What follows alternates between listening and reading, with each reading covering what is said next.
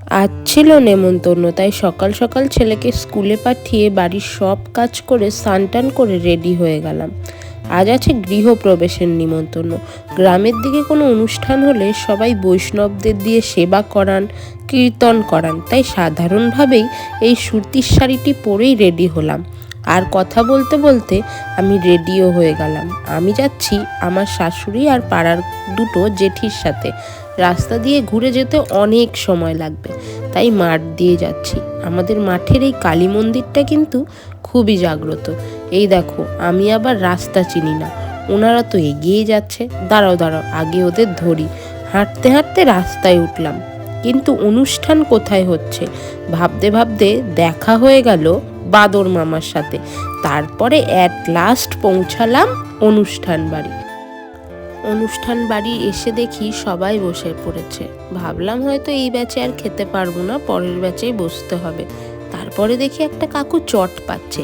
তাড়াতাড়ি আগে চট ধরে বসি, তারপরে তোমাদের মেনুটা শেয়ার করব।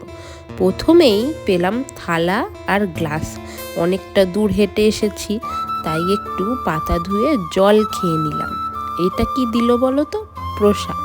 তারপরে দিল পুষ্পান্ন, আর তার সাথে ছিল বেগুন ভাজা। পুষ্পান্ন আর বেগুন ভাজা তো খাওয়া হলো, কিন্তু পুষ্পান্নর মধ্যে যে কাজু কিশমিশ থাকে সেটি বাবা আমি খাই না। তারপরেই চলে এলো অন্ন, আর অন্নর সাথেই পাতে পড়লো শুক্তো, আর তারপরেই পড়লো কচুর শাক। আর কচুর শাকের সাথে ডাল কিন্তু খুবই অসাধারণ একটা কম্বিনেশন। আর সব শেষে পড়লো আলুর দম, আর চাটনি আর পাঁপড় তো রয়েইছে। তারপরে পায়েস আর একটু হাজমোলা দিয়ে খাওয়া দাওয়ার পর্ব এখানেই হলো সমাপ্তি।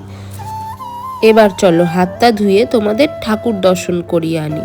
নিচে তো চলছিল খাওয়া দাওয়া, ওপরে হচ্ছিল কীর্তন, আর ঠাকুরগুলোকেও কি অপরূপ সুন্দর সাজিয়েছে। যাই হোক, ঠাকুরের ভোগ পেতে কিন্তু ভাগ্য লাগে। এবার বাড়ির পথে রওনা দিই। এখন তো সূর্যি মামা আর তাকাতেই দিচ্ছে না। আজকের মতো এখানেই সমাপ্তি করছি ভিডিওটি। আবার কোনো এক সময় এরকম ছোট ছোট ব্লগ নিয়ে আসবো। টাটা।